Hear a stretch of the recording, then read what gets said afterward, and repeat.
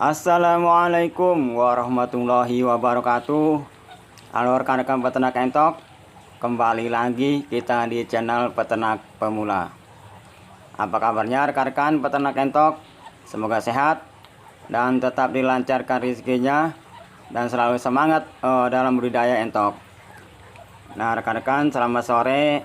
Kali ini saya akan membahas tentang bagaimana caranya agar pejantan entok kita tidak tarung dalam satu kandang. Nah, pejantan tarung ini sering sekali dialami hampir seluruh peternak entok. Kali ini saya akan membahas bagaimana sih caranya agar pejantan entok kita tidak tarung dalam satu kandang.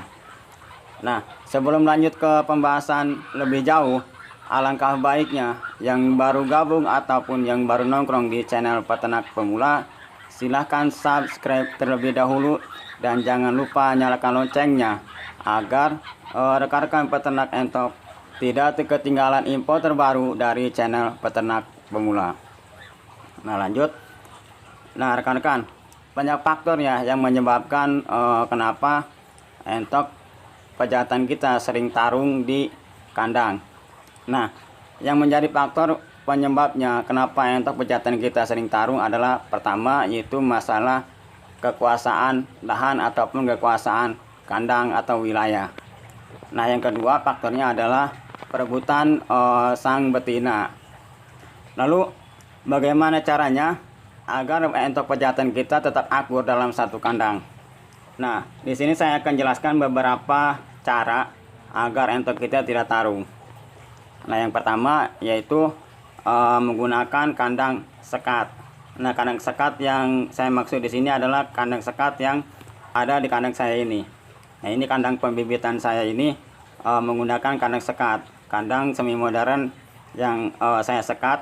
Nah, tujuannya yaitu selain untuk meminimalisir pejantan tarung, juga untuk mengawinkan sesama warna ataupun sesama jenis, contohnya rambon ataupun lokal dengan lokal, warna dragon dengan dragon ataupun kapur dengan kapur.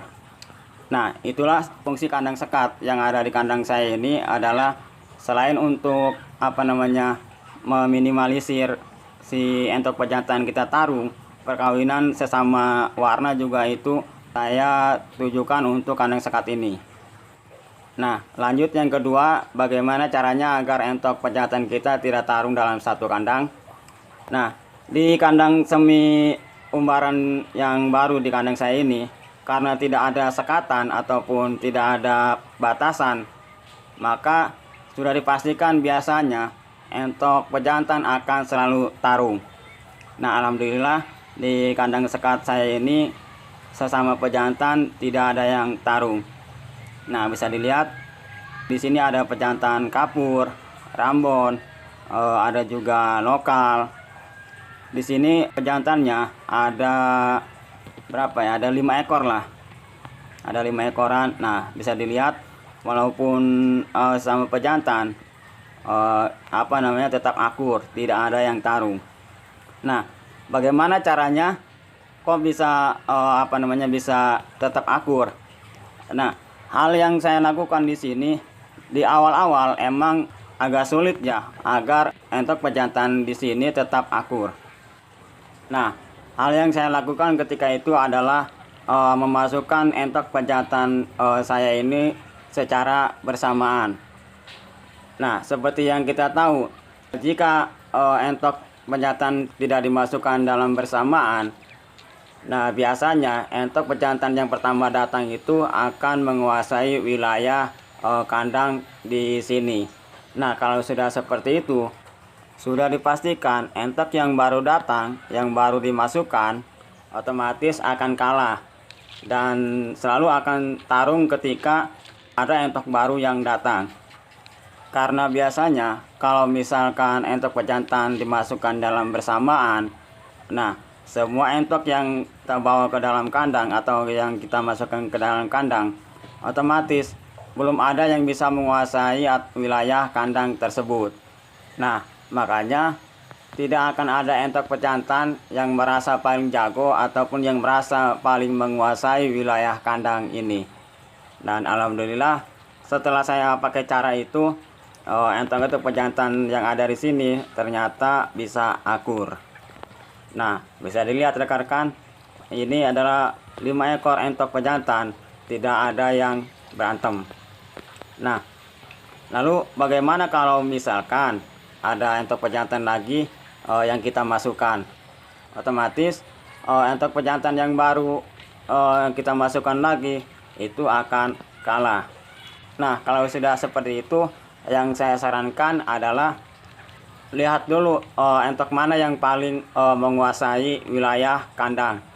Nah, kalau misalkan salah satu entok yang paling menguasai dan tidak bisa diatur atau bahkan tidak bisa diurus lagi, nah saran saya adalah pisahkan entok yang paling paling jago lah, yang paling menguasai wilayah kandang itu, agar si entok pejantan yang baru datang itu bisa menyesuaikan kondisi kandang yang baru.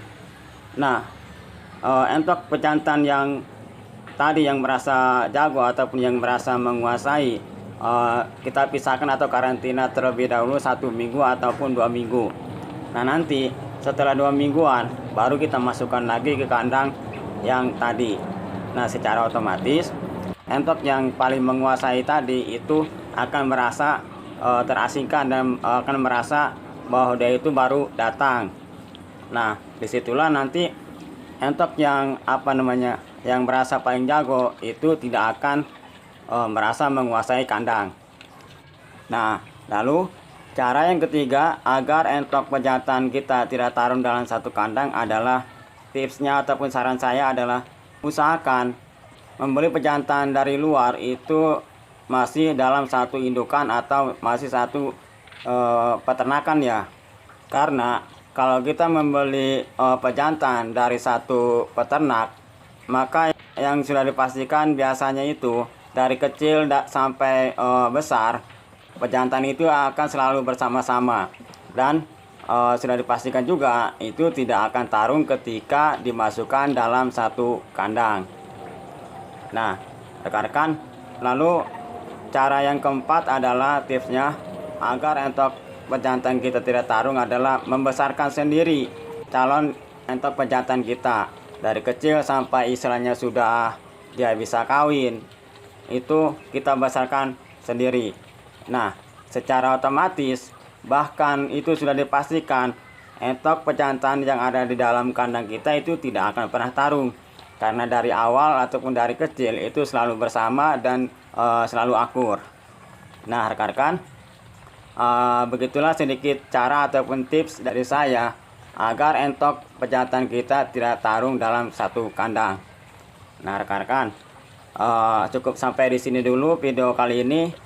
Semoga video kali ini bisa bermanfaat dan menginspirasi rekan-rekan peternak entok. Nah, saya akhiri. Assalamualaikum warahmatullahi wabarakatuh.